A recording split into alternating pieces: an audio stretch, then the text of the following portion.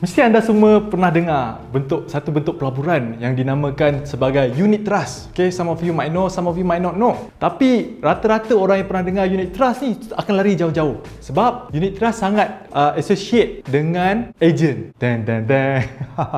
So kenapa? Kenapa bila kita cakap pasal soal unit trust ni orang lari jauh-jauh? And sebelum tu, apa maksud unit trust? Kalau saya nak cerita panjang, bahagian teknikal mungkin anda semua tak faham krik-krik. So, bahasa mudahnya unit trust ni adalah satu bentuk pelaburan seperti pelaburan emas, pelaburan saham, pelaburan hartanah. So, unit trust ini adalah satu bentuk pelaburan yang kita boleh letak duit kita and kita biar dia grow. Okay, dapat passive growth ke atas pelaburan kita. Itu sahaja. Okay.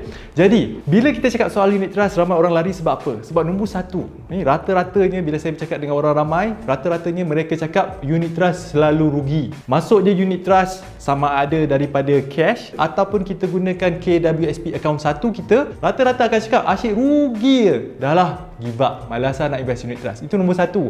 Yang kedua, unit trust ni pun associate dengan harga yang mahal. Sebab ejen dan company yang menguruskan dana unit trust ni charge quite a high percentage sales charge. So bila kita invest kita kena bayar. Nak bayar siapa? Bayar commission lah, bayar company yang menguruskan dana kita.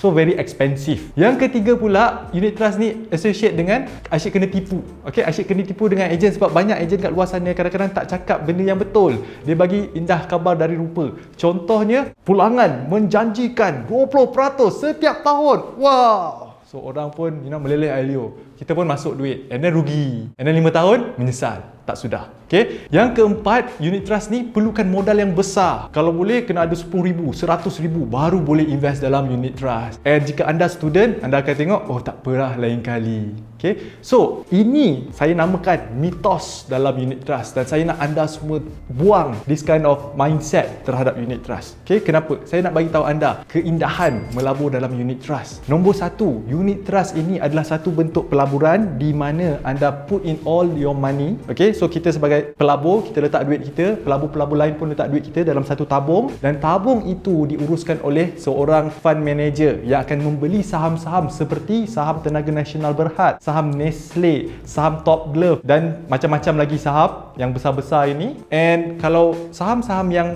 fund manager ni beli untung, kita pun akan dapat keuntungan yang sama. Yang kedua, melabur dalam unit trust ini, unit trust kita boleh melabur di pasaran luar negara tanpa menggunakan CDS account. Tak payah nak buka CDS account dekat tempat-tempat lain, contoh di London lah, di US lah, di Tokyo. Kita hanya boleh melabur di tempat kita sekarang, di Malaysia pun kita boleh labur dekat dalam Apple. Siapa tak kenal Apple? Okay? Nike, Microsoft, Intel, Alibaba. So kita boleh invest ke dalam syarikat-syarikat besar di luar negara. Yang ketiga, sebenarnya unit trust ni kita boleh mulakan dengan modal yang sangat-sangat kecil. Serendah RM100 pun dah boleh mulakan walaupun kita invest setiap bulan. So kalau kita dengar orang yang cakap kalau nak invest unit trust kena invest RM10,000, itu kalau kita dengar cakap-cakap ejen. Memanglah, ejen takkan nak ambil you duit RM100, tak berbaloi untuk diri dia.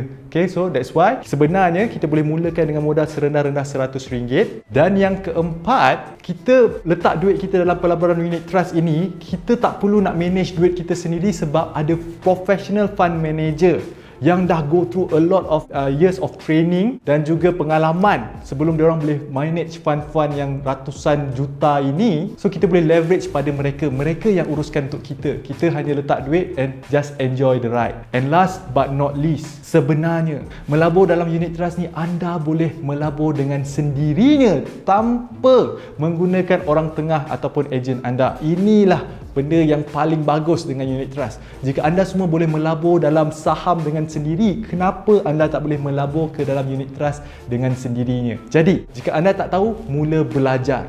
Kerana jangan limitkan diri anda dengan apa yang diomok-omokkan dekat dalam social media. Itu saja.